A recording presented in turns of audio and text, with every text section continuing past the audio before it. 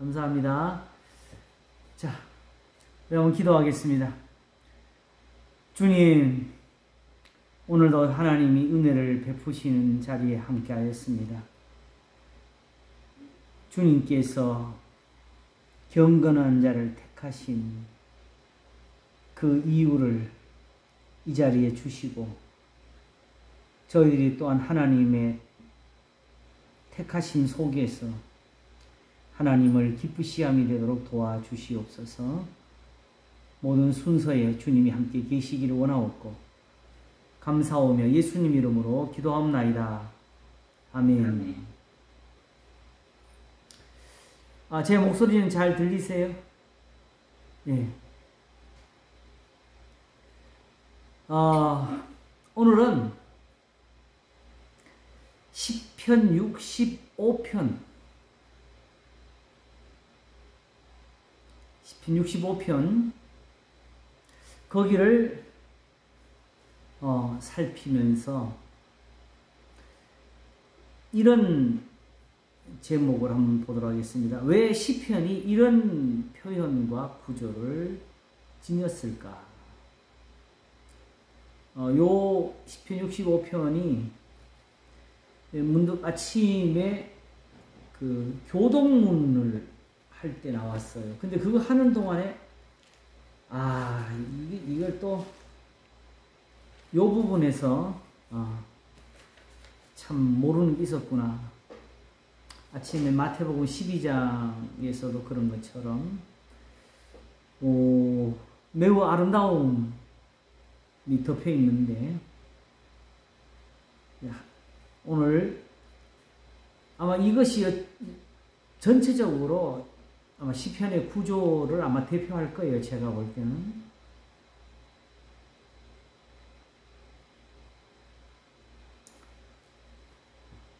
보겠습니다.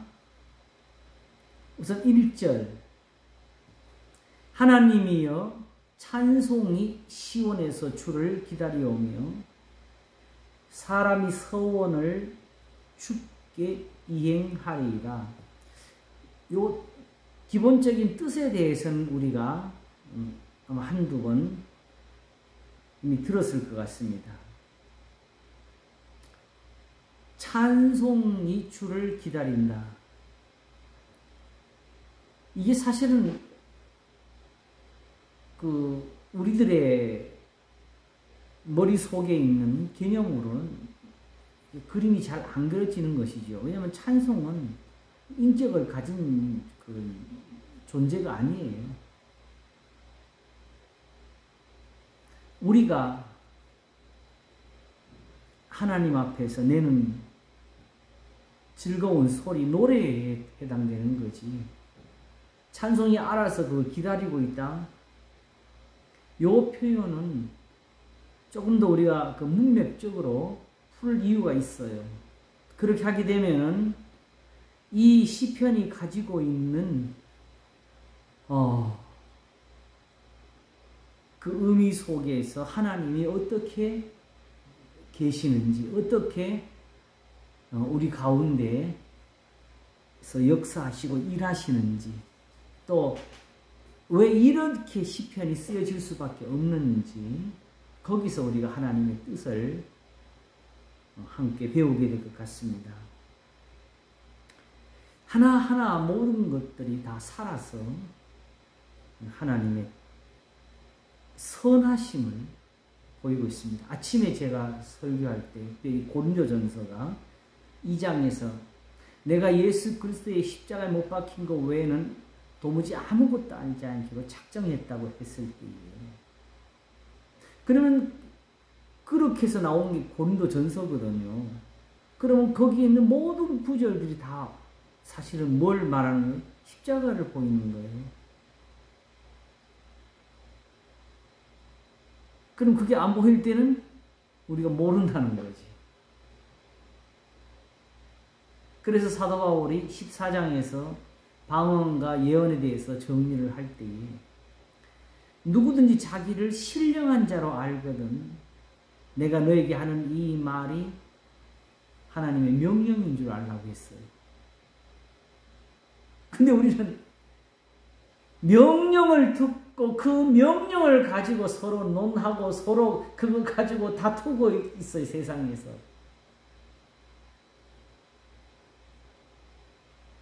정말 어느 왕 앞에서 명령을 받고 그 명령을 놓고 이게 이런 거다 저런 거다 다투고 있으면 그건 다 죽을 사람들이죠. 어느 왕의 명령을 그렇게 들어요. 그래서 요즘 새삼스럽게 명령이라는 단어에 대해서 다가오는 게 있었어요. 주의 명령이 아니면 누가 말하여 이루게 하랴. 또 하나님께서는 신명기를 기록하게 하실 때에 하나님의 말씀에 대해서 또 명령이라는 말씀을 썼어요, 표현으로.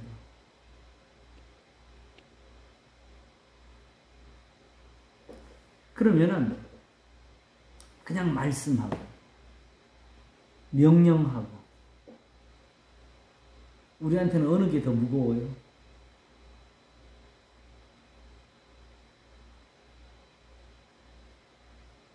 명령이죠.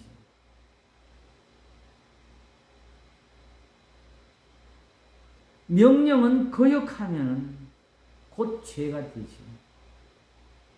말씀이라 그러니까 우리가 이걸 지켜야 되냐 말아야 되냐 우리끼리 다투죠.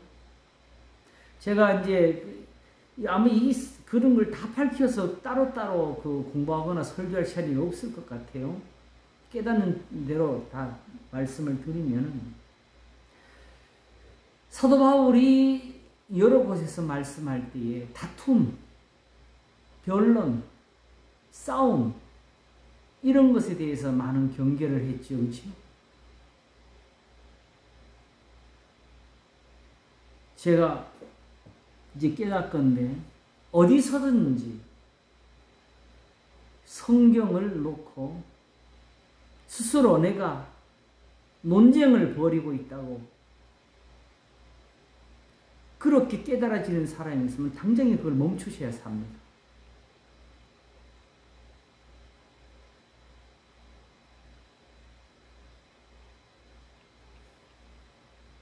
논쟁하라고 주신 것이 아니고 그걸 믿으라고 주신 것이, 배우라고 주신 것이, 깨달으라고 주신 것이죠. 모르면 모른다고 해야 되지. 그걸 가지고 다투면서 성경이 경계하는 바 당을 치는 그런 일을, 그런 악을 행하면 안 되지요. 그것은 악이지요. 바로 유대인들이 그렇게 해서 하나님 앞에서 사실은 진노를 받은 거지. 그리고 그렇게 당을 치는 일에서 사실은 그 말을 쓸 때는 유대인들을 두고 한 말이었어요. 오직 당을 지어 진리를 좇지 아니하고 불의를 좇는 자에게 노와 분노를 하시리라. 어떤 뜻에서 쓴 말이냐? 하나님께서 각 사람에게 그 행한 대로 보응하시되 참고 선을 행하며 영광과 존귀와 썩지 아니함을 구하는 자에게 영생으로 하시고 하면서 그 말을 했거든요.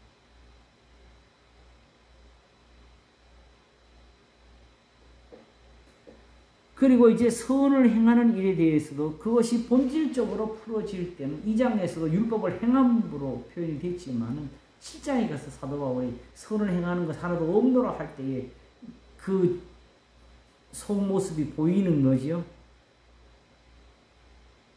그래서 8장에서 육신을 조는 자는 육신의 일을, 영을 조는 자는 영의 일을 생각하나니 하면서 영으로서 몸의 행실을 죽이면 살리라 하고 그걸 가지고 결국 로마서 10장과 12장으로 나아가는,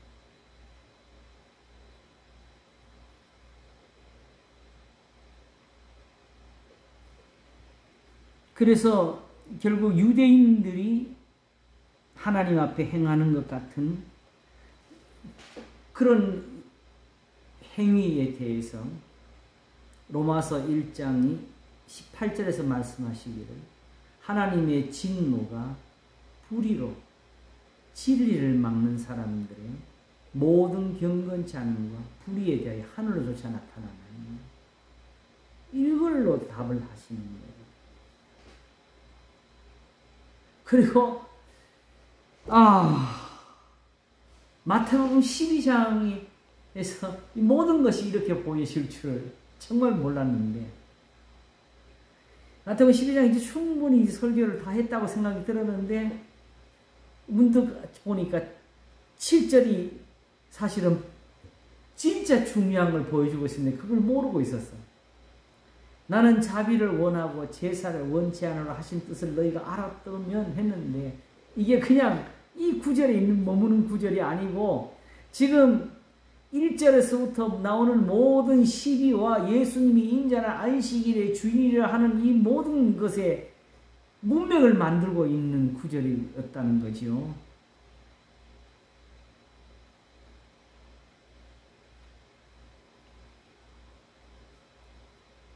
이것이 7절이 아니었으면 8절이 이게 나올 수가 없었고 이 7절이 아니었으면 앞에서 예수님과 유대인들 사이에 일어나는 그 대화에서 예수님의 답이 그게 정당함을 가질 수가 없었던 것이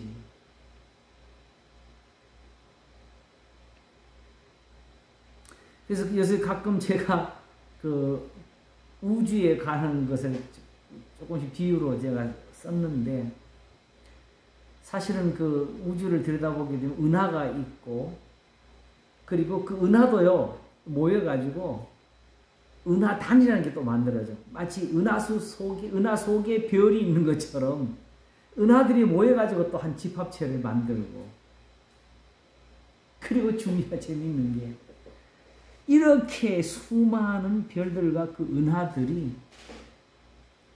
지금까지 연구한 바에 따르면 다 흩어져 있는 것이 아니고 오직 한 점을 중심으로 지금도 확장을 하고 있고 거기를 돌고 있어요.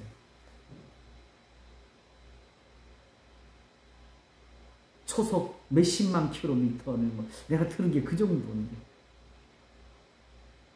상상이 안 가죠. 우리도 돌고 있다고 지금 그렇게 우리가 태양을 도는 것이 아니라 도는 것뿐만 아니라 태양 자체가 또 은하를 그렇게 돌고 있고 그 은하가 우주 전체를 계속 그렇게 돌고 있다는 거죠. 하나님이 이런 세상을 만드셨는데 그와 같이 이제 보니까 마태복음 12장 1절에서 8절만 해도 내가 볼 때는 그 우주를 담고도 남아요. 제가 볼 때 이 속에 있는 뜻이 하나님이 자기를 보이시는 거니까. 그래서 오늘 아침 설교가 이 본문을 놓고서 이 제목을 썼잖아요.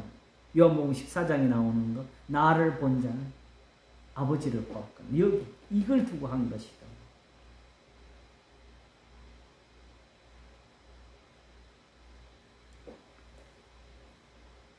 우선 찬송이라는 말은 제가 자주 드린 것처럼 그냥 말 그대로 하면 칭찬한다는 소리죠. 그죠? 그런데 문제는 주를 찬송함이니까 하나님께 무슨 아름다운 것이나 선한 것이나 큰 일이 있다는 것을 우리가 표현하는 거죠. 그게 우리한테는 놀라움이고 감사함이고 기쁨이고. 그래서 찬송이라는 말의 뜻을 요것도 아침에 제가 그런 표현을 들었는데 똑같은 언어를 세상에서 듣는 것과 하나님 나라에서 듣는 것이 뜻이 달라진대. 세상에서 들으면은 신을 마치 그 세속에서 미신에서 그 구신하면서 신을 막 달래듯이 우리가 찬송을 열심히 부르면 하나님이 막 듣고 하나님이 감동을 받고 하나님이 막 기뻐하셔가지고 응답하신다는 이런 착각을 가져오는 게 이게 세속적인 해석이고요. 이게 하나님 나라에서 듣게 되게 되면 하나님께서 지금 우리가 그 찬송을 부르니까 우리를 위해서 무슨 큰 일을 하셨고 우리를 위해서 좋은 일을 하셨어요. 우리가 거기에 대해서 하나님이 이런 일을 하셨다 하면서 세상 말로 그대로 풀면 하나님께 칭찬을 드리는 이 소리를 제가 제 찬송을 기준 여기는 거는 그게 곡이나 뭐 이런 걸 잘해서보다는 내가 볼 때는 그냥 성경이 쓰여 있는 대로 그게 찬송이에요. 우리가 만들어서 하나님 앞에 뭘 들리도록 하는 게 하나님 그게 성경이 말하는 찬송이 아니고 그냥 이 시편이 그리고 마태복음도 그냥 창세기도 기록된 모든 것이 다 노래예요.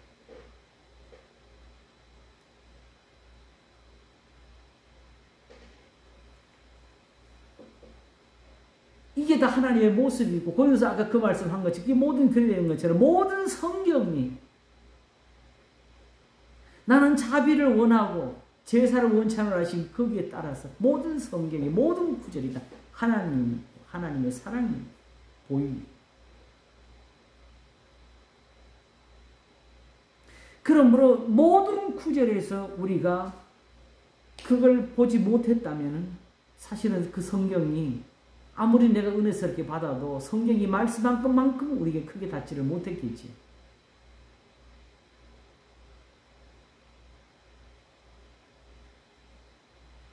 바로 그 점에서 그 7절이 나는 자비를 원하고 제사를 원치 않으라 하시니 그걸 사실은 제가 놓치고 있었더라고요. 예수님이 그 말씀 하셨을 때는 안식일에 제자들이 시장에서 미리삭을 잘라 먹는 거기서 나온 시위를 가지고 예수님은 실제로 여기서 무죄한 자를 죄로 정치 안 했을 때 그 제자들을 향해서 무죄하다고 말씀하신 거였거든요.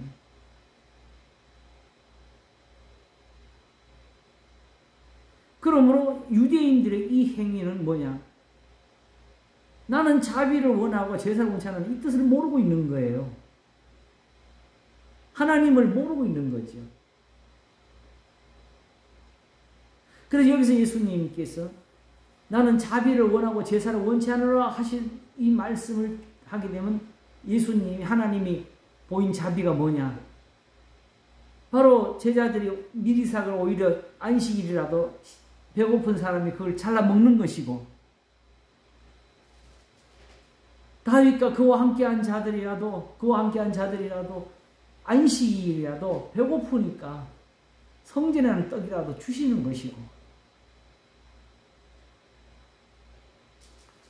그와 같이 성전에서 안식일을 범하고 있는 제사장들이 그 죄가 되지 않는 것은 그들이 오히려 안식일에 그 수고를 함으로써 많은 사람들을 의롭게 하는 그 일을 하고 있었던 것이죠. 그러니까 예수님 말씀하신 대로 안식일에 선을 행하시고 옳은 일에 다 맞은 거죠. 그러므로 예수님이 나는 자비를 원하고 제사를 원치 않는 뜻을 깨달았다는 말은 지금 예수님 앞에서 이들과 대화를 하시면서 다투고 계시는 그게 다 하나님의 자비를 보여주신 거예요. 왜 이대로 안 믿느냐? 이게 안식일보다 더 선하다. 너희들의 제사보다 선하다. 그러므로 하나님이 나는 자비를 원하고 제사를 원치 않는 이 하나의 단어에서 머무르는 이 뜻이 본질적으로 주님이 응용하시고 그들에게 답변을 주신 성경의 말씀에 있었다는 거지요.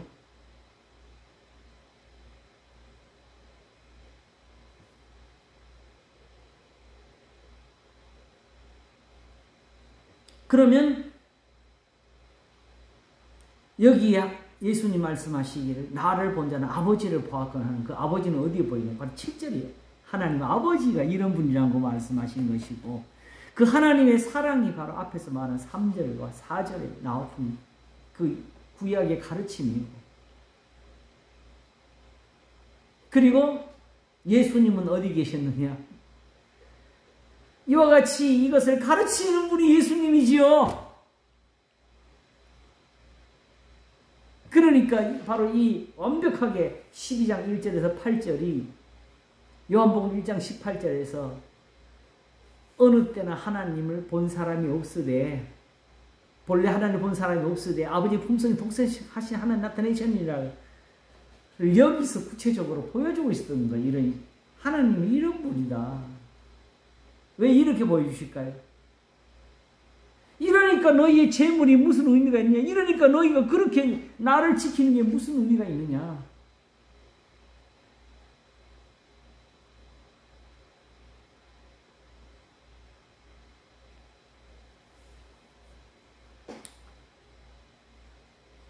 이와 같이 모든 성경이 사실은 이 찬송을 나타냈는데 찬송이 왜 이렇게 하나님 앞에서 일어나도록 하시느냐? 찬송의 뜻은 왜 뭐냐? 그렇게 해서 사실은 딴 것이 아니고 하나님을 세상에 전하도록 하시는 겁니다. 하나님은 이렇게 구원하시더라. 나한테 와서 좀 보라고.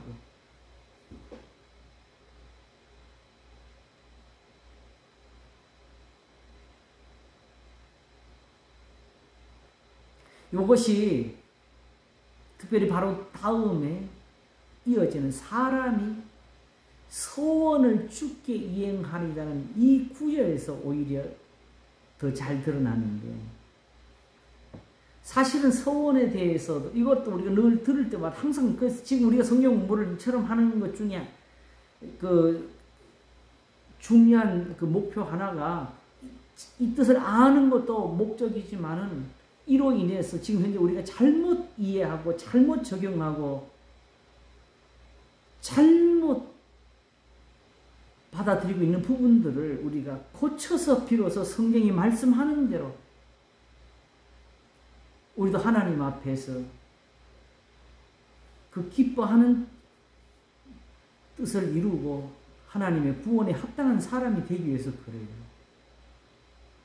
왜냐하면 하나님은 이렇게 이스라엘에게 나타나셨지 다르게는 안 나타나셨어요. 오직 이렇게 이스라엘에게는 보이셨는데 세상에는 안 보이셨어요.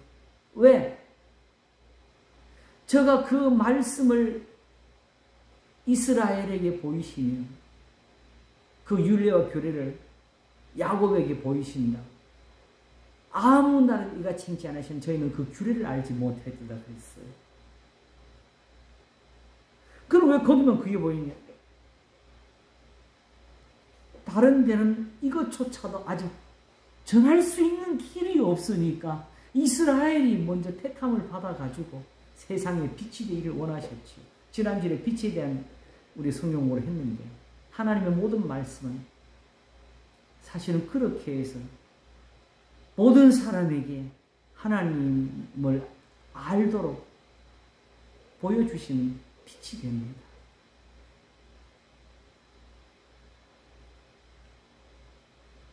누구든지 아직도 내 생각에는 하나님이 이렇게 말하는 게 남아있다면 그걸 버려야 삽니다. 그렇게 말하는 사람들 아직 성경을 하나도 모르는 것 같아요.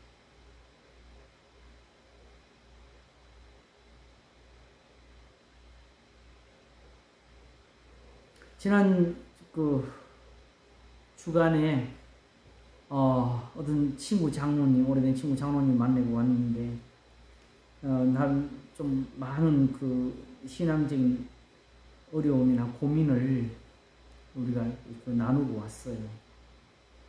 근데 들으면서 내가 생각하는 거 항상 이 이야기를 내 이야기 말하는 어느 정도 들으시면서도 꼭 거기에 단서를 달 때는 내 생각에는 이런 식으로 표현을 하시더라고요. 내 생각에는 성경이 이런 거고 내가 생각할 하나님이 이렇게 은혜를 베푸시는 것 같은데 그러면 사실은 이렇게 됩니다. 보기는 보아도 알지 못하고 듣기는 들어도 깨닫지 못하는 것이 되고 그러면 사실은 그 하나님은 내가 눈으로 본 것도 아니고, 그죠? 귀로 들은 것도 아니고, 내 생각이잖아요. 아무리 우리가 하나님이라 부르고, 아무리 여호와라고 부르고, 아무리 예수님이라고 불러도 그 예수가 성경이 말씀하는 그 예수님이 아닐 수가 있는 거지.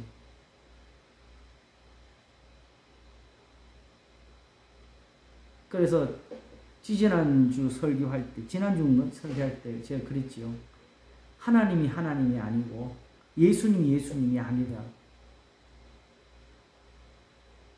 단지 말로서 예수님, 나는 예수님 믿습니다. 이게 예수님 믿는 거면 그거는 더 이상 진리의 하나님이 아니시죠. 그냥 세상신이죠. 그런데 우리가 2000년 동안 그걸로 사람을 죽이기도 하고 살리기도 하는 일을 얼마나 했는지 몰라, 역사적으로. 그런데 아직도 사실은 그걸 하고 있어요.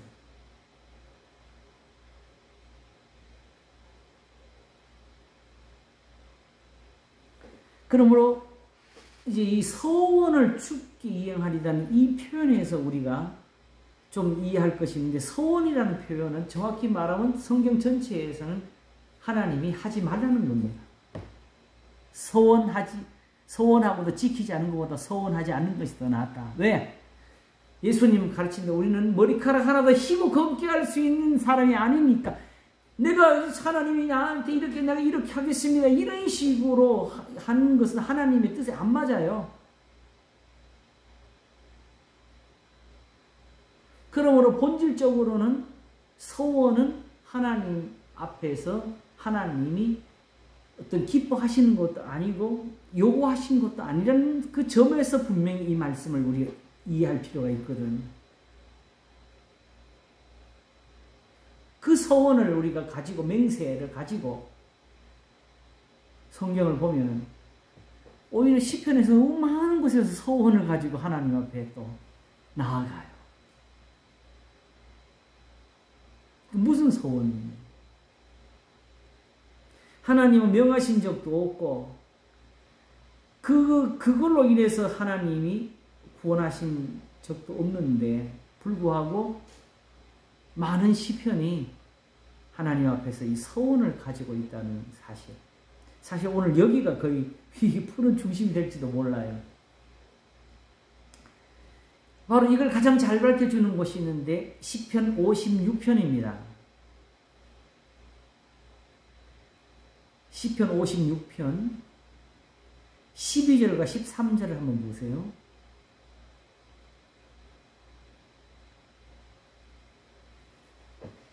하나님이여, 내가 주께 서원함이 있사온즉 내가 감사제를 주께 드리리니. 이게 서원이 있었는데 무슨 서원했어요? 감사제를 드리겠다고. 왜 그러냐? 주께서 내 생명을 사망에서 건지셨기 때문입니다. 그런데 이게 목사님 몇 장이에요? 56편 12절. 시편 56편. 네.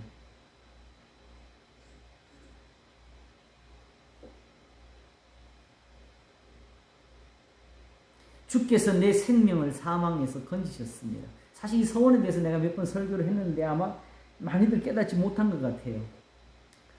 주께서 내 생명을 사망에서 건지셨기 때문입니다. 주께서 나로 하나님 앞 생명의 빛에 다니게 하시려고. 이 건지신 게 어떻게 건지셨느냐 하게 되면, 얘가 구덩이에 빠졌네 하고 헐레벌떡 그냥 손을 내밀어 건지는 것이 아니고, 주께서 나로 하나님 앞 생명의 빛에 다니게 하시려고. 여기서 빛이 나오네. 실족지 않게 하지 아니하셨나이까.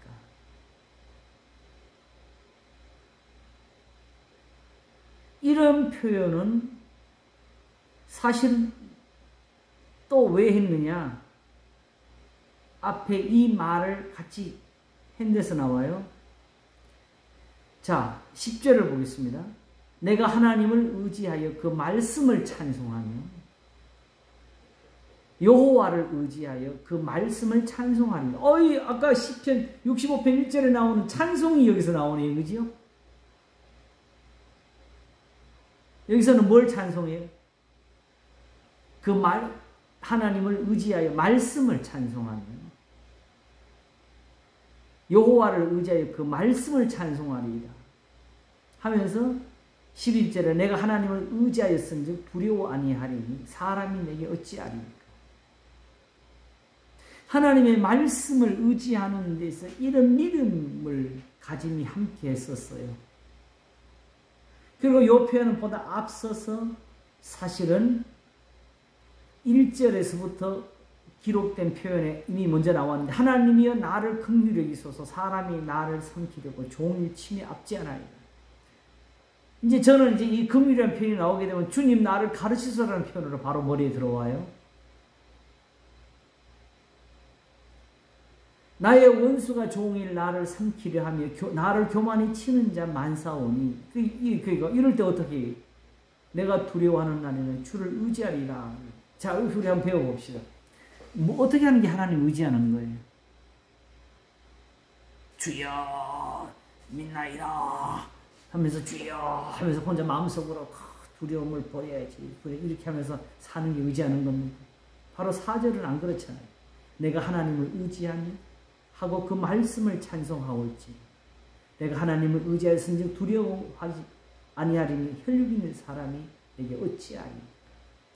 내가 하나님을 의지하고 그 말씀을 찬송하올지라는 것은 찬송한다는 말은 궁극적으로 내가 이 말씀을 의지하고 구원을 얻겠습니다.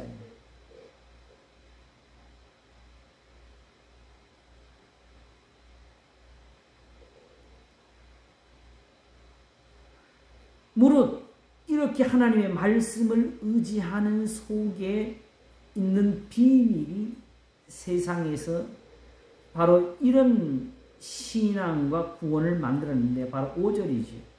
저희가 종일 내 말을 곡해하며 내게 대한 저희의 모든 사상은 사악이라. 저희가 내 생명을 엿보던 것 같이 또 모여 숨어 내 종족을 살피나이다. 저희가 죄악을 짓고야 피하오리까 하나님이여 분노하사 백성을 낮추소서.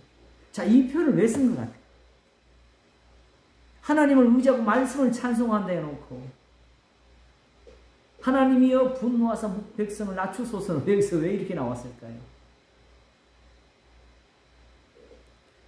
하나님의 말씀이 왜 있느냐?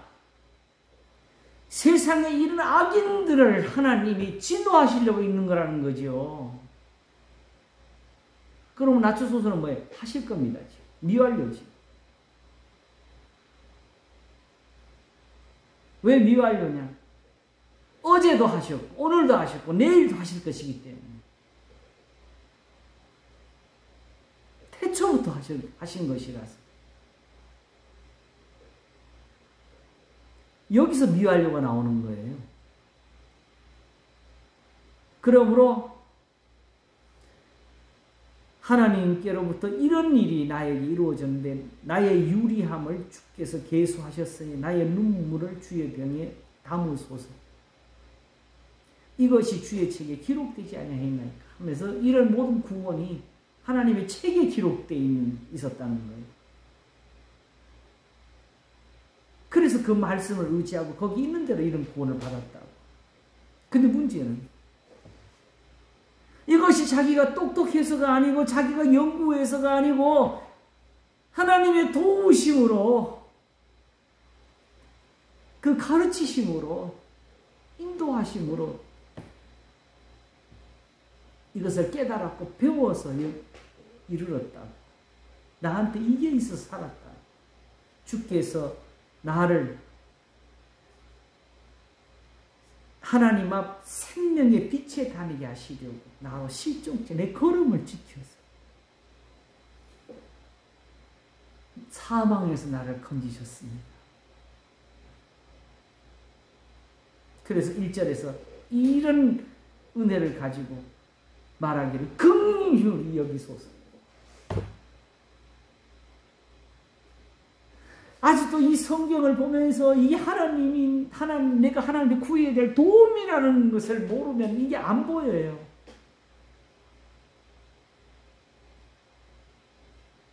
아직도 이 성경이 마치 우리에게 이렇게 느껴지면 안 돼요. 떡을 달라는데 돌을 받은 것 같고, 생선을 달라는데 뱀을 받은 것 같이. 지금 사실은 성경이 거의 이런 정도 대접밖에 못 받고 있어요. 제가 볼 때는. 그러나 다윗은 이게 눈물이었고, 이게 그 하나님의 도우심이었고, 자기가 하나님 앞에 드려야 될 감사였어요.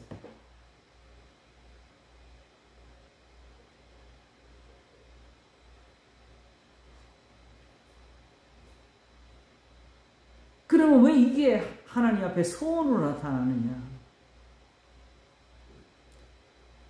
이제 우리가 요즘 깨닫고 자주 확인하는 것처럼 디모데전서 2장 4절, 내가 아침부터 2절이라고 그러는 4절에 우리가 잘 아는 거 있죠. 하나님은 모든 사람이 구원을 얻으며 진리를 아는데 이르기를 원하시느니라. 지난번에 우리가 주문진에서 공부할 한 것처럼 히스기야 같은 복이 있어야 된다.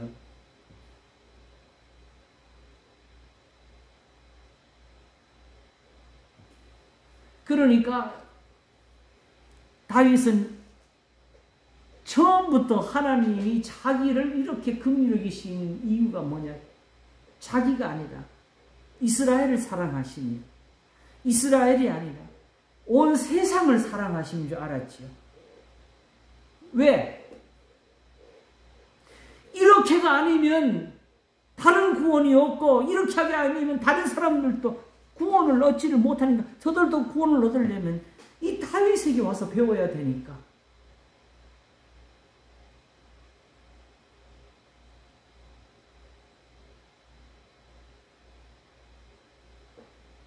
그러므로 여기서 다투는 사람들은 제가 볼 때는 소망이 없습니다.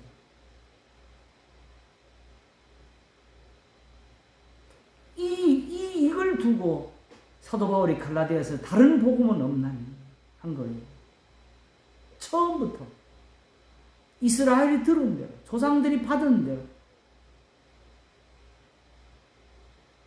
지금 똑같은 그 믿음이 바로 그리스도의 말씀이고 그리스도를 섬기는 거라고 하면서, 지금 우리 그리스도인들이 저 구약과 다른 신앙이 되면 안 된다고 말하는 거죠.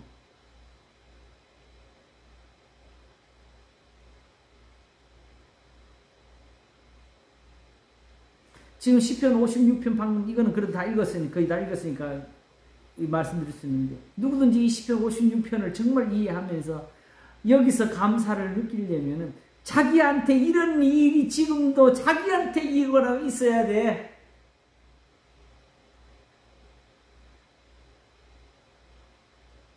이게 남의 일이면 아무런 의미가 없어요. 다윗에게만 일어난 일은 아무런 의미가 없어요. 이렇게 오늘도 하나님의 긍휼이 자기를 지키고 하나님의 말씀을 의지하는 것이 자기의 구원이 되었어요. 하나님이여, 내가 주께 소원함이 있사온즉 내가 주께 감사제를 드리리니 하는 이 은혜를 얻지를 못하면은 우리가 사실 이 은혜를 못 얻은 거지요.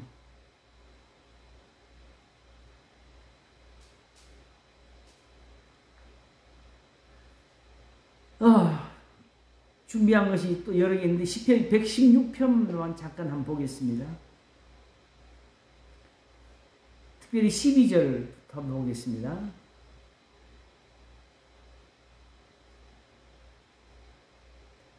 여호와께서 내게 주신 모든 은혜를 무엇으로 보답할꼬 하면서 내가 구원의 잔을 들고 여호와의 이름을 부르며 여호와의 모든 백성 앞에서 나의 서원을 여호와께 갚으리. 정말 하나님의 은혜가 절정으로 닿아 있는 곳에서는 감사제가 서원으로 나옵니다.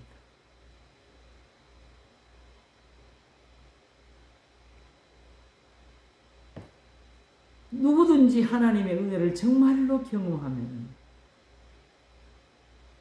여호와께 내게 주신 모든 은혜를 무엇으로 보답할꼬 하는 마음이 사실은 당연할 거고, 거기서 하나님 앞에 깨닫고 나면 드릴 게 사실은 또 없어요. 그죠? 오늘 이걸 정리하면서 다음 주에 설교를 배웠는데, 지금 사실은 제사와 예물을 기뻐하지 않으시는 그 말씀을 가지고 지금 우리가 예배를 계속 지금 배우고 있잖아요. 그죠? 그래서 심지어 예배조차도 드린다는 생각도 하지 말라고 내가 말을 했는데, 비로소 그것이 예배가 되는 이유를 찾았어요. 그거 우리 다음에 합시다. 예배가 있습니다. 하나님이 기뻐하시는 게 있습니다. 주여!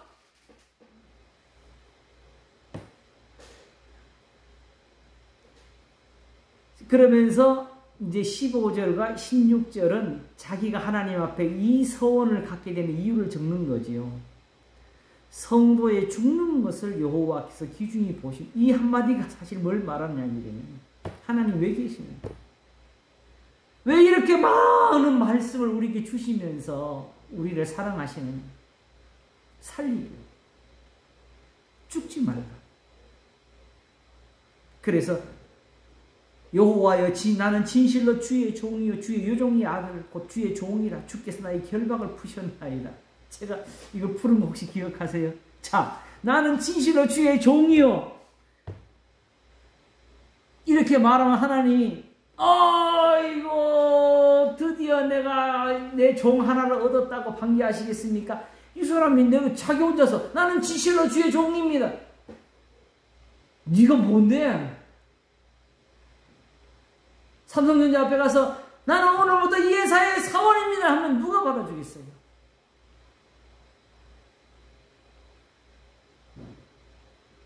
내가 진실로 주의 종이라는 그 증거가 어디 있느냐?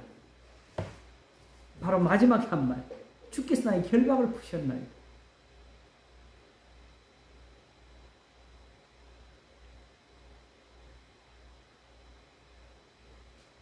내가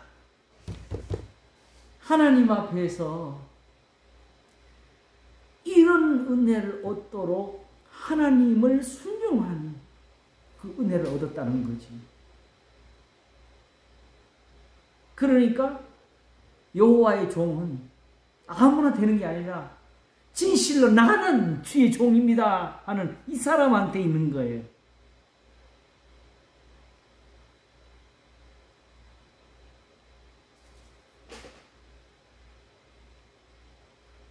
요 비밀이 사실 그 12절 앞에, 백신의 앞에서부터 그 기록이 되어 있어요. 잠깐 이제 볼 때, 일단은 요거 마지막 정리하고.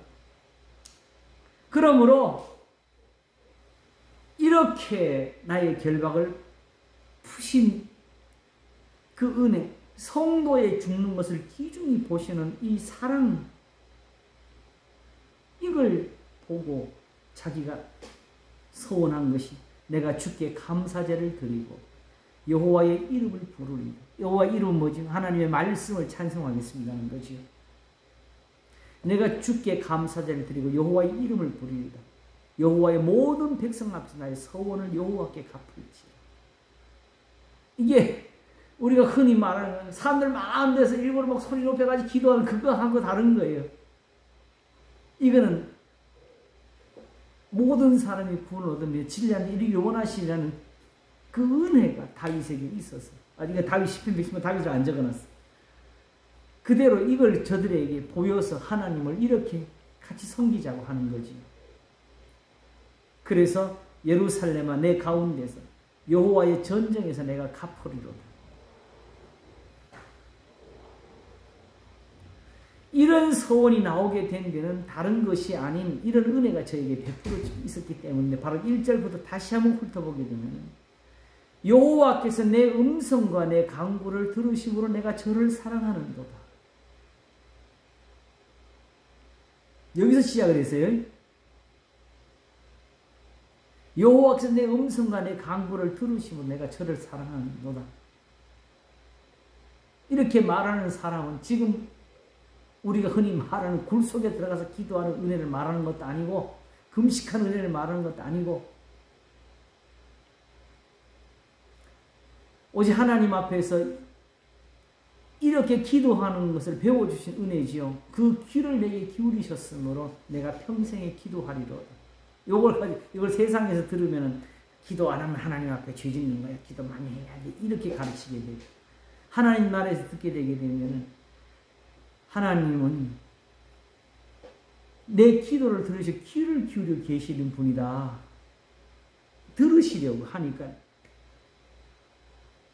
단지 내 기도를 잘하냐 못하냐 많이 하냐 적게 하냐가 문제가 아니라 이 기도는 왜 나왔어요? 3절에 사망의 줄이 나를 두르고 음부의 고통이 내게 미침으로 내가 환난과 슬픔을 만났을 때에 내가 여호와의 이름으로 기도하기를 여호와여 주께 구하오니 내 영혼을 건지소서 하였다.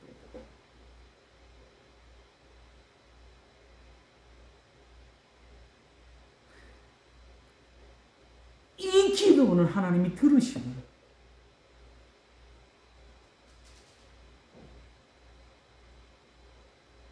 이렇게 들으시고 내 눈을 눈물에서 내 발을 실족하면서 내 영혼을 사망에서 건져내시더라.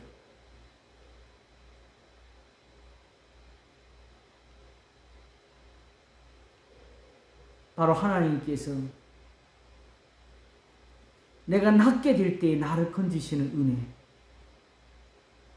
하나님의 베푸시는 그 말씀에서 얻은 은혜라는 시편 56편과 같은 것을 사실 여기서 적고 있었던 거지요.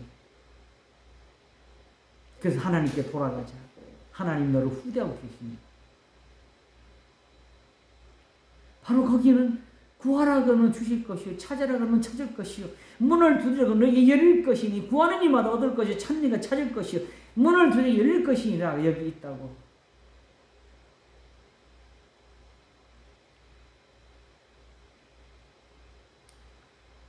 지금 우리에게 있어서 제일 그 어려운 것은 이 세속의 것이 안 벗겨지는 거예요.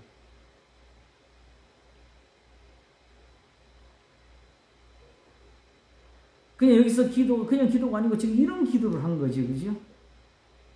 내 영혼을 건지소서.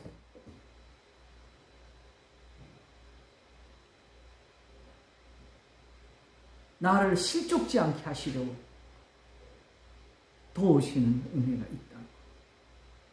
그렇게 해서 하나님 앞에 감사제를 드리게 하시는 건데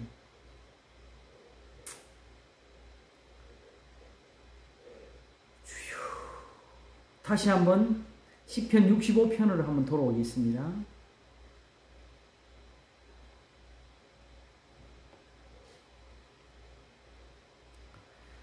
그러면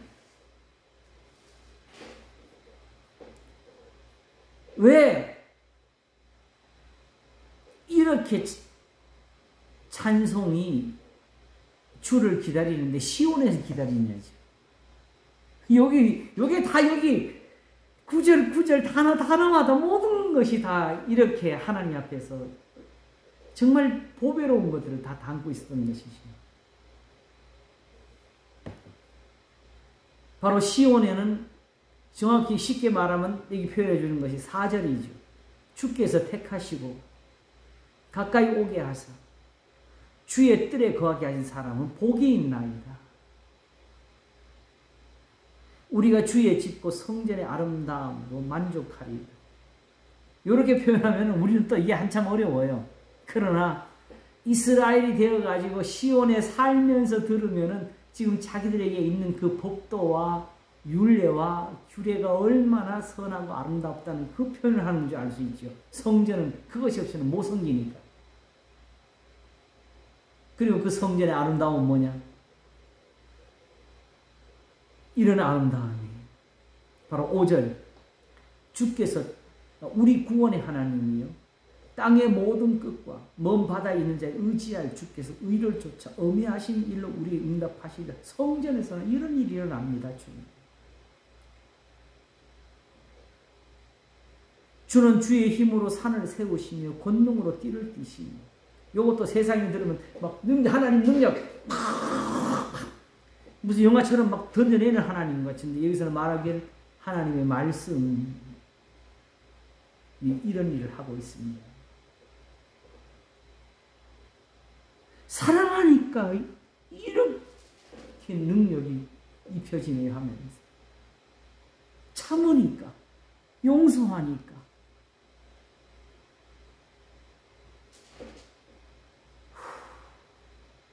그걸 표현한 것이 바로 5절이고 6절이 바다의 흉년과 물결의 요동 만민의 혼합까지 진정하시니 나이다. 주는 주의 힘으로 산을 세우시며 권능으로 띠를 띠시며. 주의 힘. 너희는 서로 사랑하라 하신 이 진리를 가지고 하나님은 바다의 흉년과 물결의 요동과 만민의 혼합까지 진정하시나요? 하나님이 이렇게 시온에 계시니까 땅 끝에 거하는 자가 주의 징조를 두려워하고, 주께서 아침 되는 것 저녁 되는 것 즐거워하게 하시며, 땅을 공고하사 물을 되어 심히 윤택케 하시며, 하나님의 강이 물이 가득하게 하시고, 이같이 땅을 예비하신 후에 저희 곡식을 주시나이다 하니, 이런 은혜가 이스라엘이 태평할 때 있었다는 거지요. 주께서 밭고랑에 물을 넉넉히 대사 그 이랑을 평평하게 하시며, 또 담비로 부드럽게 하시고 그 싹에 복 주시나이다. 지금 이 시대 사람이 들으면 웃을 거예요. 요새 뭐 장사로 먹고 사는데.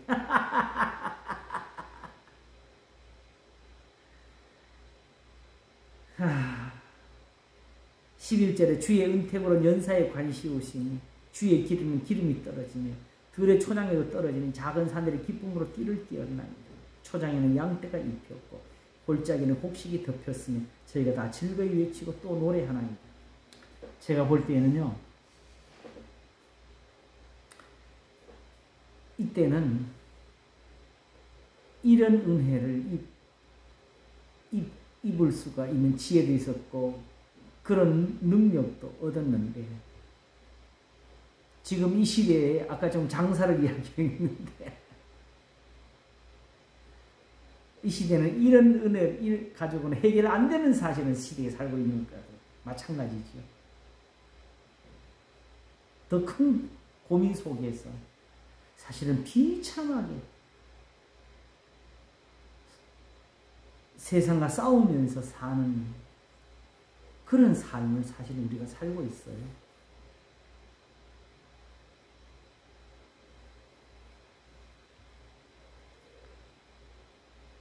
자, 그런데 문제는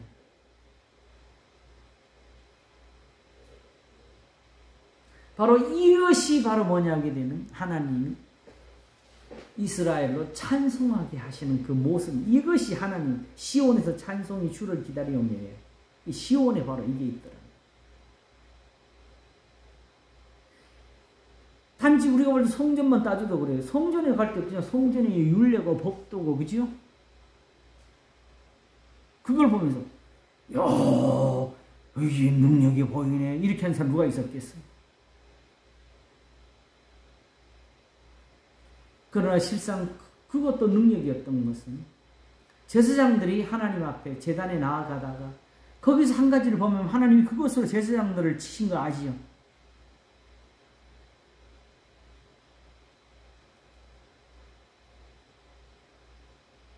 베레스 우사가 그냥 베레우사가 하나님 앞에서 침을 당해서 죽은 것만 생각했지, 거꾸로 말하면은 그 베레스 우사가 아니었으면은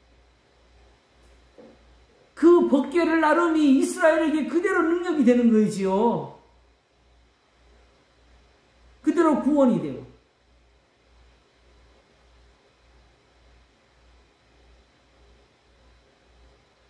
우리가 다 하나님 앞에서 충성되이 사는 사람이라고 다 생각을 할 거예요.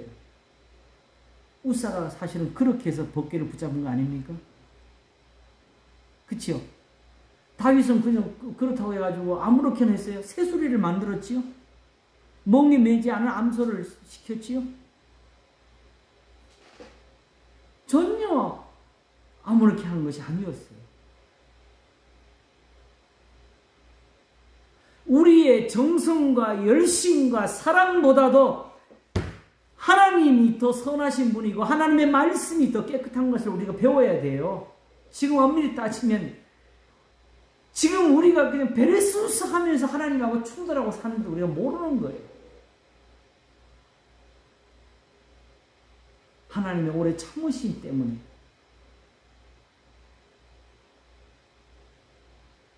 그 근거가 어디 있느냐? 하나님이 지금 오미안으로 응답하시는 오히려 이게 우리한테 없잖아요.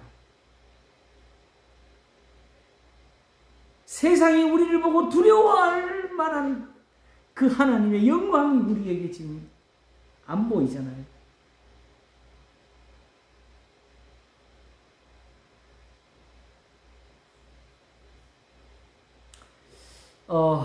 지난주에 아까 어디 갔다 왔다 그랬는데 용산에서 KTX를 타려고 기다리는 잠시 좀 일찍 가서 거기서 이제 아침 식사도 해결하고 잠시 앉아가지고 있는데 그 앉아있는 자리에 어떤 사람들이 말도 안 걸면서 뭔가 쪽지를 하나씩 놓고 가요. 예를 들어서 어떤 구걸을 하는 사람 같으면 거기서 막 뭘 물건을 팔든지 흔히 전체관을 보게 되면 막 떠들잖아요. 그죠? 근데 그런 것도 없이 그냥 가만히 하면 놓고 가. 그게 궁금해서 슬쩍 한번 그걸 들여다봤더니 자기 혼자 도를 닦아서 하늘의 이치를 깨달았다는 그걸로 자기한테 오면은 된다고 새로운 신흥 종교가 거기서 지금 시작이 되고 있었어요. 그런데 우리가 지금 사실은 놀라움을 가질 수밖에 없고 왜 이러냐고 할 수밖에 없는 것이 있는데 그런 식으로 나타나는 그런 종교들이요. 사실은 그렇게 다 시작을 해서 사람들이 모이는 거예요.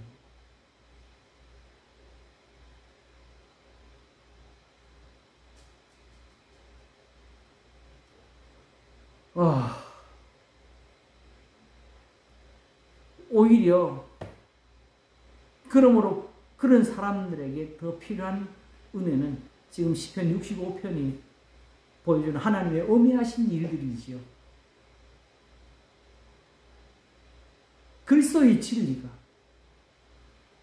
곧 구원이고 능력이고 그게 힘이라.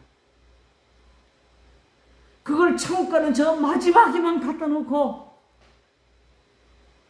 현세에서는 그냥 우리가 희생만 하는 그런 종교로 만들어 놨다고. 그래놓고 세상에서 불합리함을 보게 되면 우리끼리 힘을 모아서 대항하는 그런 싸움을 싸우고 바벨론에 잡혀간 사람들에게 은혜도 못 받지. 거기서 밭을 갈고 집을 짓고 거기서 자녀들을 생산하고 결혼도 시키면서 너희를 핍박하고 너희를 잡아온 그 땅이 편하기를 위해 힘쓰고 하나님께 기도하라고. 혹 전쟁이나 그 땅이 일어나면 너희가 고생할까 봐 그런다. 왜냐하면 70일 차면 돌아갈 그 약속과 계획이 하나님께 있으니 그때까지 안전하게 있으라는 것이요.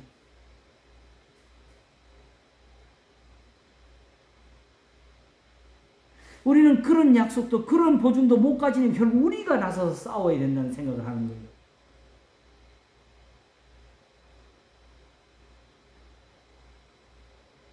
그러나 하나님께서 오히려 거기서 말씀하시는 게 너희를 향한 나의 생각은 내가 안 하니.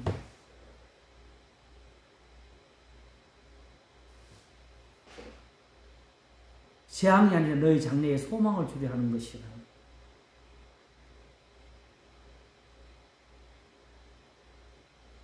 그리고 이사야는 교훈하기를 잠잠히 있어야 구원을 얻는다고.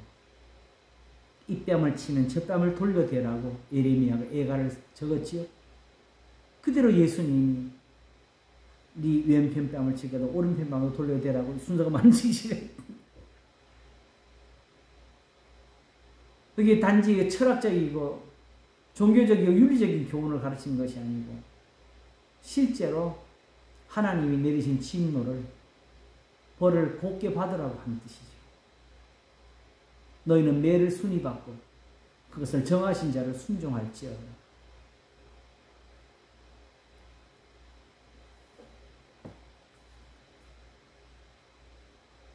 자, 그러므로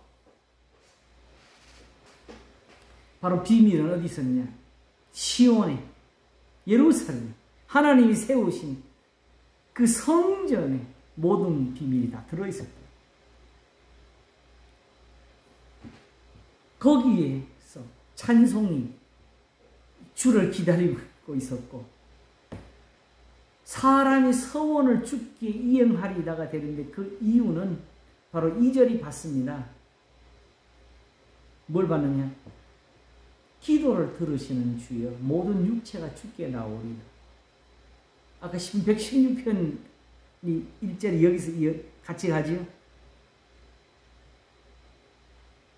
여호와께서 내게 주신 모든 은혜를 무엇으로 보답할까 하는 것이 실제로 기도를 들으시면서 나온 거잖아요. 내가 평생에 기도하리라. 왜? 하나님 항상 이렇게 기도를 주시는데 왜 기도를 안 해? 들으시니까 하는 기도지 하나님 기도를 해달라고 하시는 그 명령 그런 식의 기도가 아니었다니.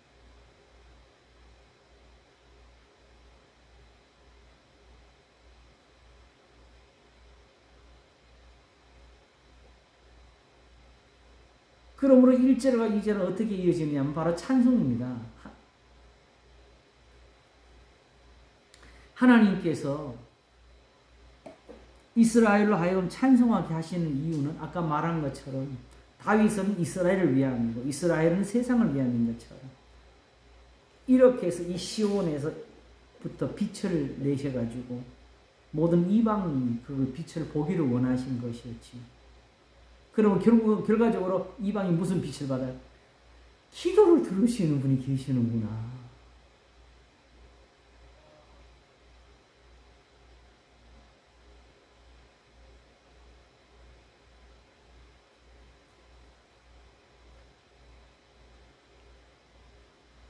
하나님이 지금 예루살렘을 세우신 것이 이것을 위함이고 또 그 예루살렘에서 이것을 보이시는 것을 찬송하게 하시는 것을 이들이 갚는 그 서울로 인해서 모든 사람들이 이렇게 하나님을 알기를 원하시는 것이 그래서 모든 육체가 주께 나오리라 되기를 원하신 것이었어요. 그런데 문제는 여기서 이렇게까지 이제 이 문맥을 이었는데 3절이 갑자기 덜커덕거려요. 죄악이 나를 이겼사오니 우리의 죄가를 주께서 사하시리이다. 이게 뭐지? 사실 예배를 지금 계속 설교하면서 따져놓고 계속 예배를 처음부터 밑바탕에서 깔아놓고 있는 그 배경은 저거잖아요. 내가 무엇을 가지고 여호와 앞에 나아가면 높으신 하나님께 경배할까? 내가 번제물 1년 된 송아지를 가지고 그 앞에 나아갈까? 여호와께서 천천의 수양이나 만만의 강수 같은 기름을 기뻐하실까? 하면서 이 모든 걸 어디에 연관시키냐면 내 허물을 위하여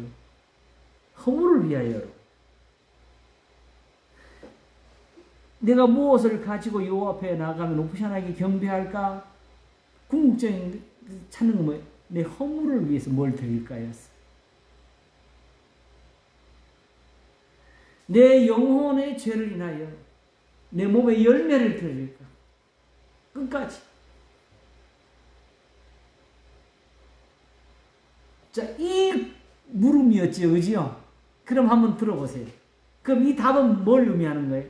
사람아, 설교할 거 미리 여기서 다 나갑니다. 그래서 또 들어보셔요. 사람아 주께서 선한 것이 무엇임을 내게 보이셨나니. 이 선한 것이 무슨 뜻이거든요. 어떻게 너의 죄가 씻겨지는 줄을 보이셨나니가 되는 거지요.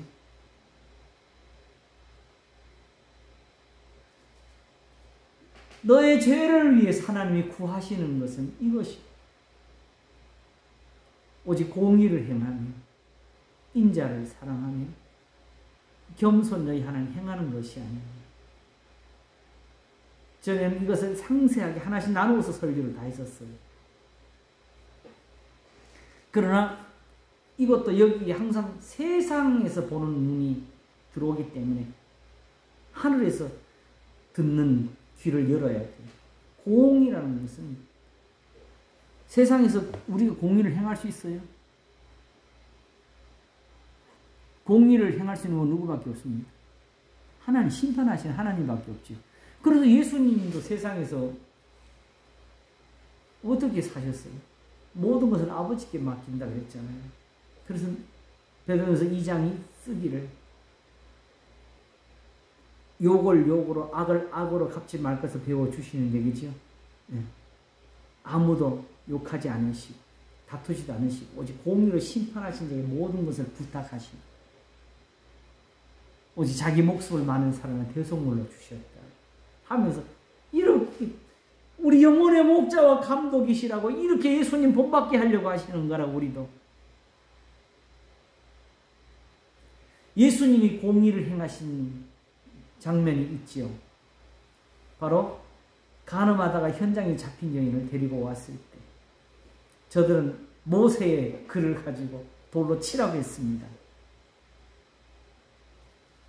예수님이 거기서 공의를 행하시죠. 죄 없는 자가 먼저 돌로 치라 하시고 그 여인에게는 나도 너를 죄 있하지 않을 테니까 가서 다시는 죄를 범치 말라.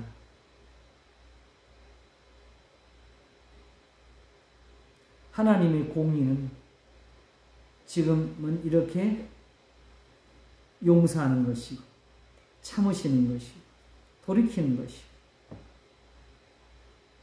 하나님의 말씀은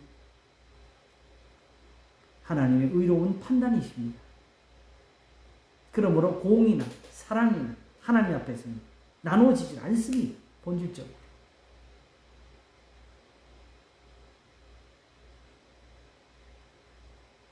그러므로 이걸 세속에서 가져와가지고 공의를 행하며 이 나쁜 놈들 내가 다 복수할 거야, 원수할 거야, 갚을 거야.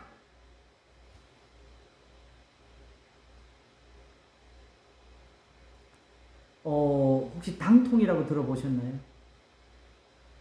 당통.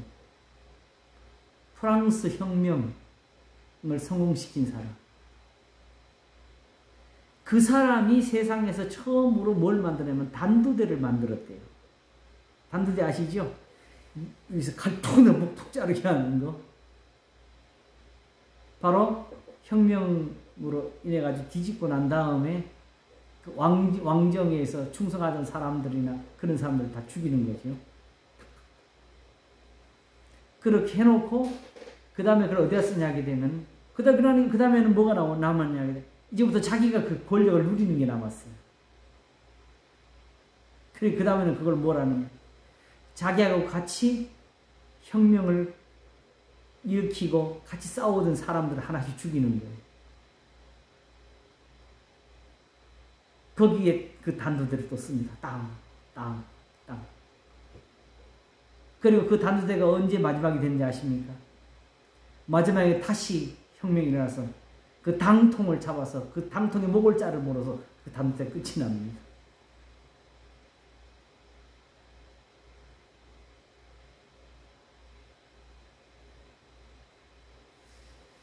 사실은 저도 아직 예수님 말씀 속에서 다 이해 못한 것인데 검을 쓰는 자는 검으로 망하리라는 말씀이에요. 근데 이제 조금 뭔가 설명할 것을 얻었어요.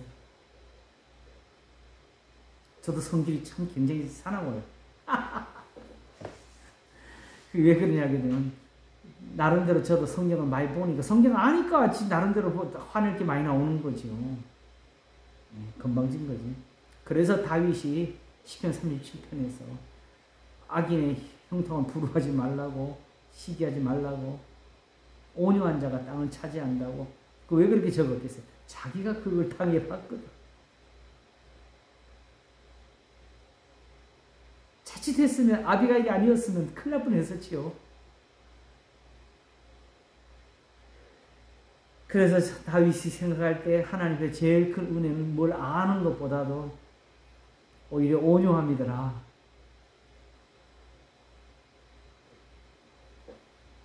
자,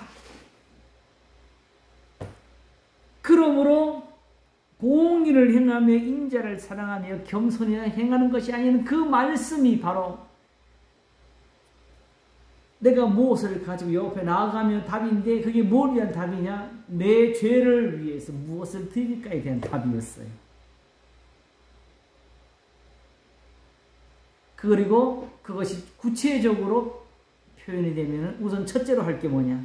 너희는 매를 순히 받고 그것을 정하신 자를 순종할지니. 참새 2마리가 한 아사른에 팔려가도 하나님께 허락지 않으자 한 마리 땅에 떨어지지 않는다는 이 신앙에서부터 모든 걸 배우지 못하면 우리가 현실에서 하나님의 뜻대로 행하는 공의를 이해할 수가 없습니다.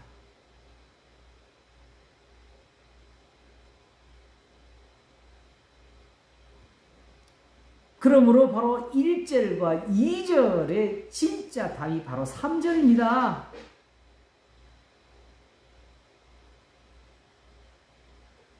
죄악이 나를 이기어 싸우니 부르짖어도 안 되는 이유가 여기 있었습니다. 손을 들어도 안 되는 이유가 여기 있었습니다.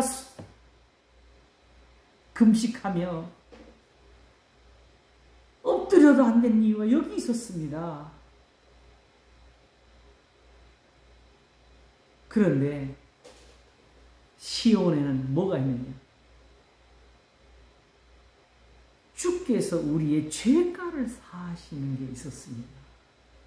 거기서 이게 나온 거예요, 사실. 찬송이 시온에서 주를 기다려오는 거예요. 사람이 서원을 주께 이행하리.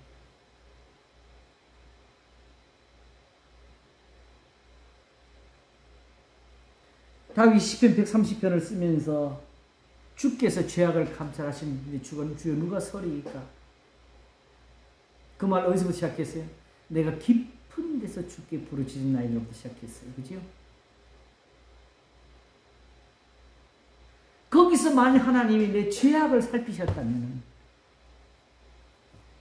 내가 부르짖지도 못할 것이고 부르짖어도 안 들었을 것인데 하나님이 그 깊은 데서 나보고 부르짖으라 하신 것은 하나님을 경외케 하셔서 하신 거라고. 그러므로 거기에는 뭐가 있었냐? 주를 경외하라 하시는 데는 우리의 죄를 사하신 그 은혜가 거기에 있어서 그렇습니다. 사유하심이 주께 있으면 주를 경외케 하시는 겁니다. 그러면 이제부터 이 다윗이 하나님을 바라보는 모든 이유가 다 뭘 때문에 바라보지? 나의 죄를 깨끗이 시편 50편처럼 맑게 씻기소서. 우리의 아내에게서만 씻어야 되는 것이 아니고 범사에 나의 죄를 맑게 씻기시는 은혜가 없으면 내가 살지를 못합니다. 나하고 내 영혼이 여호와를 기다리며 내가 그 말씀을 바라는도다. 이스라엘아, 지금 여호와를 바랄지어다. 여호와께는 인자하심과 풍성 후속이 있습니다. 저가 이스라엘의 모든 죄에서 구속하시리로다. 하나님 믿어라. 계명을 지켜라. 하나님의 교훈대로 말씀대로 살아라. 너의 죄가 맑게 씻겨질 거다. 우리는 지금 이거 못 배웠어요. 그냥 우리 아직 주야 이걸로 될 줄 알았지. 오히려 내 죄가 그걸 막고 있다는 걸 생각을 아무도 못하고 있어요. 내가 보니까. 그러니까 로마서 7장에 사도 바울이 오라 나는 공부한 사람은 의미를 배워질 수가 없어요. 내가 원하는 바 선언하지 아니하고 악을 행하는도다. 나는 바리새인이요 율법에 이르는 흠이 없는 자로라 하는 데서 오는 괴로움. 거기 선한 게 하나도 없었다고. 나는 그걸로 내 죄가 씻겨지고 나는 그걸로 하나님 앞에 의로워지기를 원했는데 쉽게 말하면 나와 나나 이스라엘이나 지금 하나님 앞에 얻은 게 뭐냐 이걸. 안식일에 이삭을 잘라 먹는 제자들은 그야말로 사도가 되는데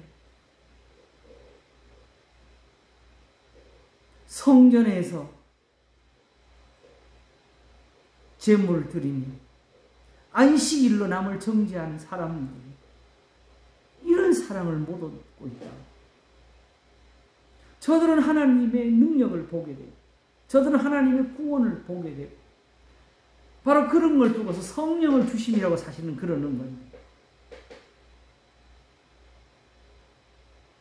아브라함의 복이 저리로 가고 있는데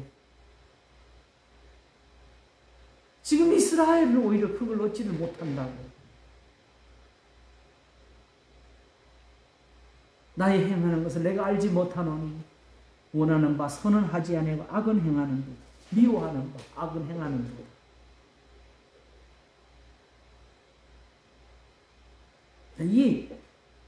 이 구성을 보십시오. 이렇게 만들어지는 이걸 어떻게 우리가 생각을 하고 이해를 해요? 이걸 그러나 이스라엘은 이걸 적을 수가 있고 이걸 가지고 가르칠 수 있고 그리고 오히려 이걸 보고도 깨닫지 못하는 게 오히려 그들의 꾸지람이 되는 세계.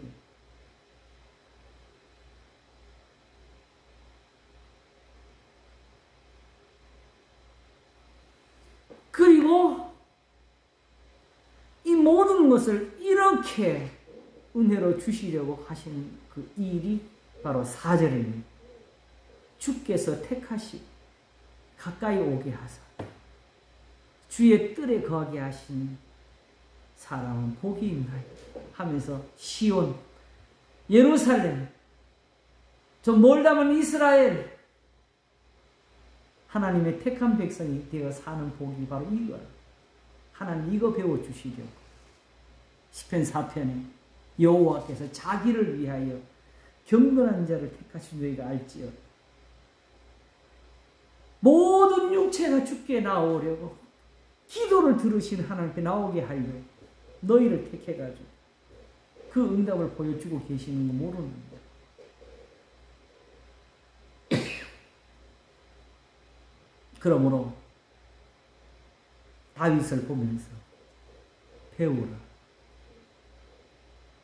주께서 내 마음에 두신 기쁨을, 내 마음에 두신 기쁨을, 그 가르침, 그 교훈, 저의 곡식과 새 포도주에 더할 때가 더합니다. 그냥 말씀을 읽다가 보니까 무슨 감동이 와가지고 기쁨 느끼는 그거 말하는 거 아니에요.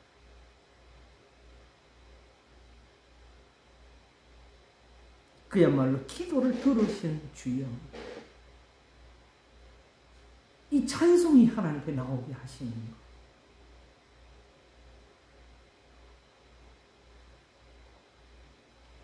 그래서 이 똑같은 것을 다른 시편에 적은 것인데 시편 50편 한번 보겠습니다.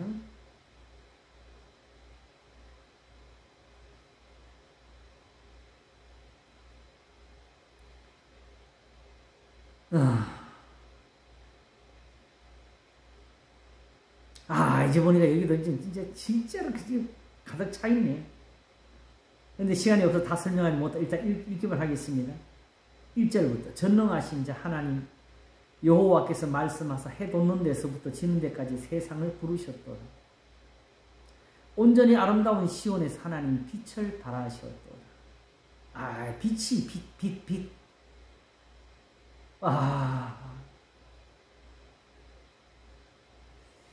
주여 빛이 빛이십니까? 우리 하나님이 임하사 잠잠치 아니하시니 이게 뭐예요? 그 앞에는 불이 삼키고 그 사방에는 광풍이 불리고 하나님이 임하 잠잠치 아니하시기 때문에 이런 일이 일어난다. 그런데 지금 이 시절에 그 아삼의 이 시편을 읽으면서 하나님 앞에서 하나님이 지금 나한테서 잠잠치 않고 떠든다는 그 모습이 그려졌을까요? 이게 안 되니까 지금 이걸 쓰는 거예요. 하나님은 지금 잠잠치 않냐고 계시는데 무슨 뜻이냐? 지금 일어나는 모든 일들이 그 앞에는 불이 삼키고 사방에는 광풍이 불리로 하던 이런 역사가 사방에 일어나는 거예요. 그게 다 하나님 말씀이 그게 다 하나님 말씀하고 계시는 거예요. 율법을 믿으라고 계명을 지키라고 하나님이 그 백성을 판단하시려고 윗하늘과 아래 땅이 반포하여 이르시되 나의 성도를 내 앞에 모으라 곧 제사로 나와 언약한 자니라 하시고 여기는 구체적으로 여기까지 그야말로 마태복음 12장이 여기서 이렇게 펼쳐지고 있습니다. 그러면 여기 4절에서 이제 뭐 이게 문득 이게 보여지네. 판단하신다는 이 표현이 뭐예요? 벌 주시려고? 이것은 다윗이 말한 것처럼 내 마음을 아시고 살펴서 나로 영원한 길로 인도하소서 하는 그거지요. 하나님 판단하시고 살피실 때는 도우시려고 하는 거지. 지금 이스라엘이 이걸 깨닫지 못하고 있다고. 하늘이 그 공의를 선포하리니 하나님 그는 심판장이시미로다. 내 백성아 들을지어다. 내가 말하리라. 이스라엘 내가 내게 증거하리라. 나는 하나님이고 내 하나님이로다. 내가 너의 재물을 인하여는 너를 책망치 아니하리니 내 번제가 항상 내 앞에 있음이로다. 하나님 이걸로 나무라신 것이 아니라 내가 내 집에서 수소나 내 우리에서 수염소를 취치 아니하리니 이는 삼림의 짐승들과 천산의 생축이 다 내 것이야. 산의 새들도 나의 아는 것이며 들의 짐승도 내 것이미로다. 내가 가령 줄여도 내게 이르지 않을 것은 세계와 거기 충만한 것이 내 것이미로다. 행여라도 하나님께 무엇을 덜 드려서 기도를 덜해서 하나님이 섭섭해할 것이라는 상상도 하지 마세요. 내가 숫소의 고기를 먹으면 염소의 피를 마시겠느냐. 감사로 하나님께 제사를 드리며 지극히 높으신 자에게 내 서원을 갚으며 환난 날에 나를 부르라. 내가 너를 건지리니 내가 나를 영화롭게 하리로다. 이 순서가 좀 어떻습니까? 우리 생각에는 15절이 먼저 나오고 14절이 나와야 되는 것 같지 않아요? 그죠?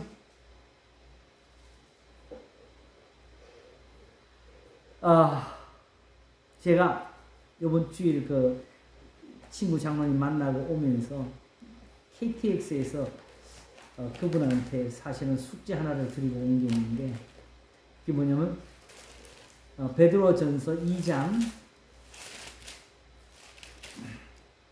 1절입니다. 제가 읽기만 할게 들어보세요.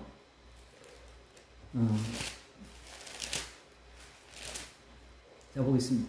그러므로 모든 악독과 모든 괴휼과 외식과 시기와 모든 비방하는 말을 버리고 2절에 가난한 아이들같이 신령한 저절 순전하고 신령한 저절 사모하라 하면서 이는 이로 말미암아 너희로 구원에 이르도록 자라게 하려 합니다.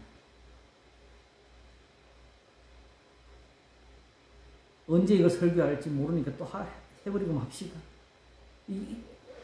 그럼 우리 생각에 1절처럼 하면 이게 구원이 되지 않나요?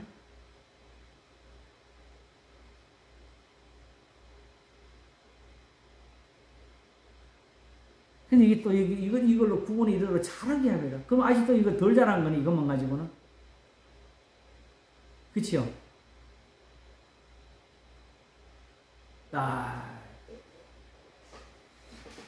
아직 맛도 다 못 봤는데 잘하게 해야 합니다. 그러면 이게 왜 그러냐게 되면요, 사실은 이 세상은요 가인에게 말씀하신 것처럼 선을 행하지 아니하면 죄가 문에 엎드리는 곳이고 이미 범죄한 세상이라서 여기는 악한 곳입니다. 이 악한 곳은 악인들이 많다는 게 아니라 우리가 하나님 앞에 항상 진노를 받는 곳이고 저주 아래 있다는 뜻입니다.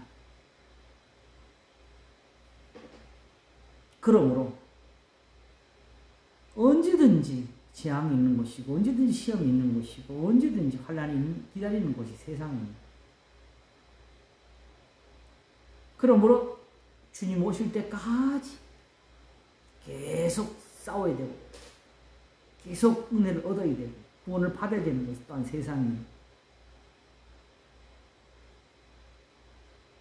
그러므로 거기서 자라나면 어디서 얻느냐.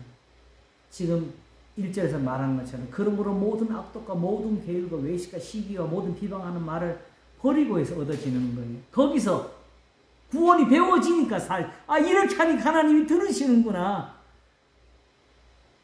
기도를 들으시는 주여 모든 육체가 죽게 나오리다가 여기서 같이 지금 역사하고 있는 거지요. 죄악이 나를 이겼사오니 우리의 죄가를 주께서 사하시리다를 이렇게 해서 배운 거예요. 그러니까 때마다 일마다 하나님 앞에 기도할 방법이 배워지는 거지요. 기도 한 번으로 끝내는 게 아니라 죽는 날까지 내가 평생에 기도하리라를 배워야 되는 거지요.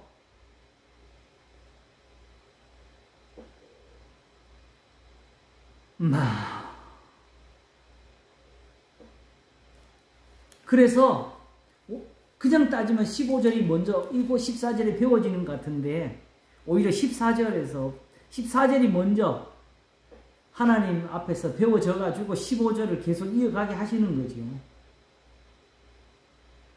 감사로 하나님께 제사를 드리는 일은 바로 시편 56편이 가르쳐 준 것처럼 하나님의 말씀을 의지하고 찬송하는 데서 배워지는 거고 하나님이 실족지 않게 가르치시고 지키시는 데서부터 나온 거지요.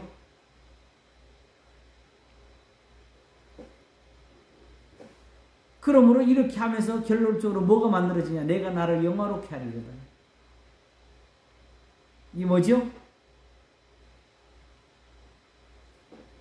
하나님이 굳이 이렇게 영광을 받으신다, 영화롭게 되신다는 표현을 쓰는 것은 무슨 뜻이냐 하게 되면 모든 육체가 죽게 나오도록 이 세상 사람들이 하나님을 두려워하는 것이 보여지고 하나님을 경외함이 가르쳐지고 그걸 원하셔서 그런 거예요. 그래서 예수님도 내가 세상에서 아버지를 영화롭게 하였사오니 아들을 영화롭게 하사 아버지를 또 영화롭게 하옵소서.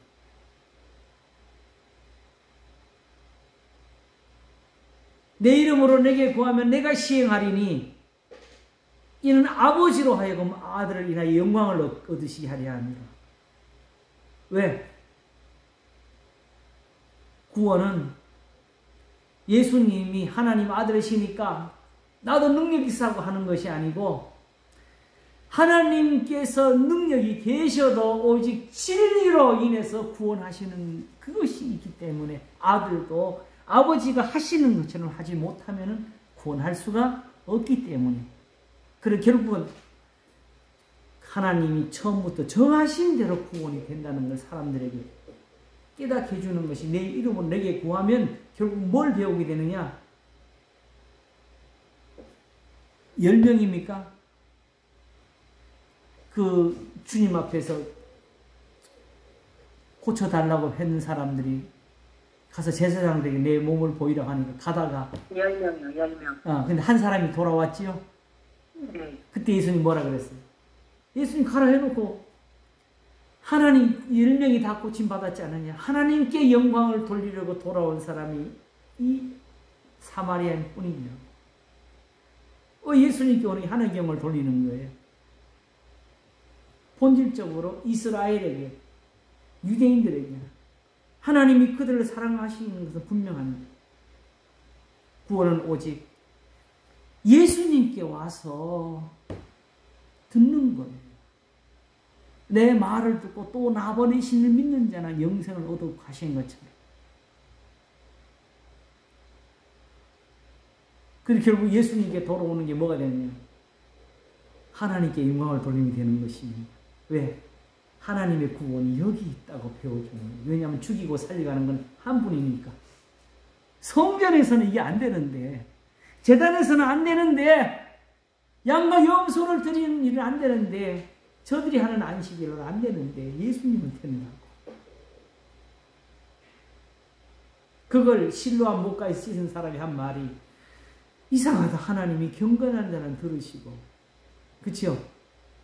악한 사람들 안 들으시는 데가 아는데 나를 고친 이분이 도대체 어디서 왔겠느냐.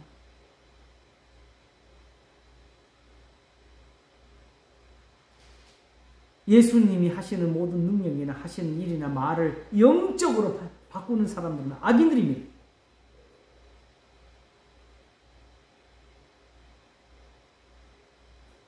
죽기 전에 그것을 내가 볼지는 모르겠어요. 그러나 우리가 죽는 날까지 예수님의 이 말씀이 이루도록 기도하면서 살아야 될 겁니다. 나를 믿는 자는 내가 하는 일을 저도 할 것이요 이보다 큰 것하리 이는 내가 아버지께로 감이니라. 다시 말하면 예수님이 거짓말을 했거나 예수님이 악을 행했거나 예수님께서 죄를 지었거나 했으면 예수님이 아버지께로 못 가시는 거지요. 그러나 예수님이 아버지께로 가신다는 것은 곧 우리에게 하신 모든 말씀들이 진리라는 것이고 그게 하나님의 영광을 받으시는 길이라는 것이고 우리는 하나님께 찬송을 드리는 사람이고 서원을 하나님께 드려 하나님을 영화롭게 하는 사람으로 택함을 받은 거지. 그래서 결국 이 50편 마지막에 이 말을 씁니다. 악인들을 향해서 22절 하나님을 잊어버린 너희여 이제 이를 생각하라. 그렇지 않으면 내가 너희를 찢으리니 건질 자 없으라 하시면서 감사로 제사를 드리는 자가 나를 영화롭게 하나니 이걸 써. 왜? 그 행위를 옳게 하는 자에게 내가 하나님의 구원을 보이리라. 이들이여 하나님을 영화롭게 하는 자가 되는 것이 이게 바로 65편 1절에서 찬송이 시온에서 주를 기다려오니 사람이 서원을 주께 행하리다 하면서 기도를 들으시는 주여 모든 육체가 주께 나오리다는 이 구절을 이렇게 형성하게 된 그 배경입니다.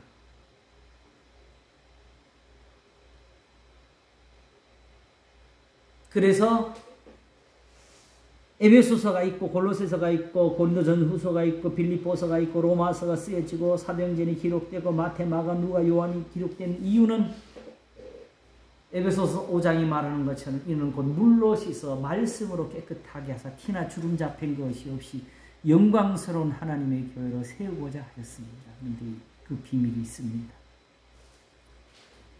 아 주여 그냥 눈물이 나네요. 난 아직 너무 먼 것 같아서. 주여. 그래서 그 시편에 있는 말씀을 외워요. 나는 어느 때나 하나님 앞에 나아가서 하나님 계신 줄을 배워두고.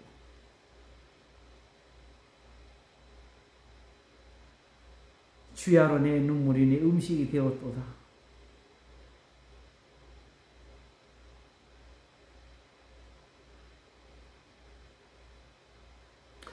목사님 오늘은 여기까지. 예, 그러지요. 자, 네. 오늘은 저기 이 시편 자체를 이해하는 것을 목표로 한 것보다 이걸 통해서 어디까지 했냐면 왜 시편이 이런 표현과 구조를 지녔을까 하는 그걸 오늘 우리가 거기에 닿는데 목표를 정했었습니다. 근데 사실 보니까 정말 잘 써졌지, 그죠? 너무나 쉬운 표현이었고 정말 소중한 은혜가 적혀 있었고 그야말로 예수님 말씀하신 그대로 나를 본 자는 아버지를 보았거늘 여기도 그대로 있고 하나님이 보이시는 거지. 이런 것이 없으면 여전히 우리가 세상 것을 가지고 섬기는 것밖에 못 배우지요.